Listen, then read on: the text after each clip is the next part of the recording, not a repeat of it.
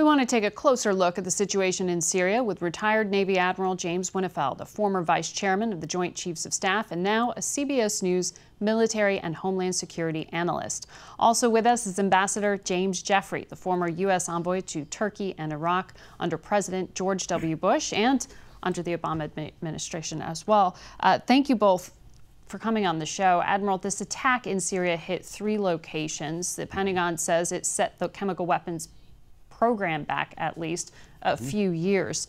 How do you assess its efficacy? Well, first of all, we have to understand that more than anything else, this attack was about the international community standing up one more time to prevent the normalization of the use of chemical weapons. Remember, it's not too long ago that the community did this as well when Russia made an assassination attempt in Britain, and many countries ejected Russian diplomats. Well, this is yet another example of that community standing up and pushing back, saying we're not going to allow this to happen. Do you see that, would this have happened were it not for what you just described happening in the UK with that poisoning of that former Russian agent? Yes, I think it would have happened. And it's a question of how much accumulated misbehavior on the part of Assad regime using chemical weapons is enough to stack up where the international community says, you know, it's time to do something about this. Whether or not it results in Assad not using chemical weapons again is certainly going to be open for debate. We'll see whether that happens. But the important thing is that the community has stood up and said we are not going to tolerate the normalization of the use of chemical weapons. Ambassador, what does the Assad regime take away from this? This is the second time they've been hit by a U.S. strike. I think, Margaret, that the assessment on their part is the Trump administration is concerned about dealing with the symptoms of the underlying problem, the Syrian civil war, and as Nikki Haley mentioned, Iran's expansion into the vacuum, such as ISIS, such as the chemical weapons, but is not going to do very much against the underlying problem that is destabilizing the whole region. That sounds a lot like some of the criticisms of the Obama administration strategy in Syria, or lack of it. It's very similar. Again, it's dealing with the symptoms. The Trump administration a bit more with military force, which is not a bad thing and could have results at least on the chemical weapons front, but it's not, again, tackling what the problem is, and turning to the Arab states and expecting them to stand up not just to Iran but to Russia is no way to get out of this mess.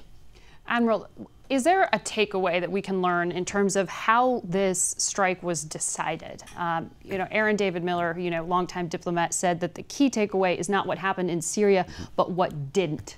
That Mattis was able to de-escalate. Is that your read? It is, and I think that when you consider that a strike like this really is on the ragged edge of international law, when that happens, it's very important to have a very tight target set and to have a coalition behind you, and that's exactly what happened. And that's one of the reasons why it took a while to get this thing together. It didn't happen the day after the chemical attacks occurred. You not only have to bring the coalition together, you have to very carefully examine the policy implications of what you're about to do. And it was a very, very complex strike that was very well executed. It takes time to get that together. And Russia held its fire. What do you make of that? I think Russia understands that they're on the wrong side of history here.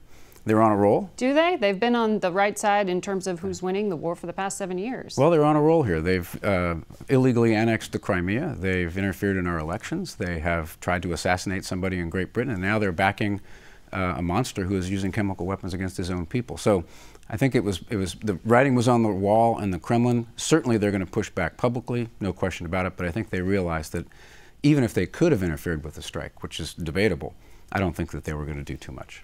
Ambassador, President Trump, again, in his announcement of these strikes, reiterated his intent to not stay in Syria, a gesture to bringing those U.S. troops home. You've said that's actually not a bad decision. What do you think that would mean if you bring those boots who are there, the 2,000 or so, and pull them out?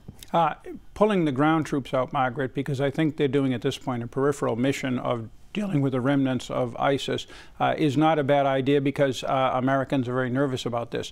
But maintaining overall military pressure, no-fly zones, action against chemical weapons, essentially what Israel is doing and what Turkey is doing in other parts of Syria would be the building blocks of a real strategy if we could unite everybody behind one. You don't see that as vacating the battlefield to Iran? No, because I think that we would have to continue to provide, as we did with the Iraqi Kurds after 1991, air cover and some kind of liaison capability so that that terrain becomes denied to Assad and the Iranians. And that would require the Trump administration agreeing to protect some of these areas in the south. And they haven't necessarily said they would do that if Assad's forces go into these so-called ceasefire zones. True, and I think it's really important to remember that the actual reason why our forces are there in the first place, under international law, and that is to defeat ISIL, not to overthrow the Assad regime or some other ambition.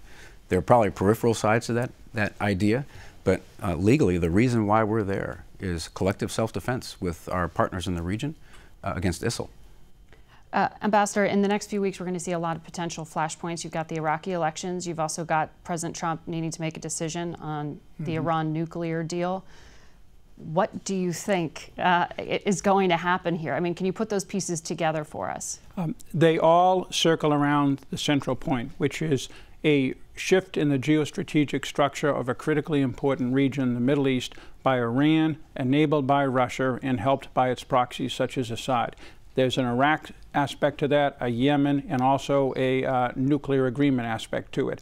The president wants to pull out of the nuclear agreement. For my money, that's not a good idea. He should focus more on putting together that kind of alliance that can deal across the board with what Iran is doing, and then put some military and economic muscle behind what Nikki Haley told you earlier is the Geneva political process. Diplomacy is fine, but as a former diplomat, it doesn't work without pressure. All right, Ambassador, Admiral, thank you very much for joining us, and we'll be right back.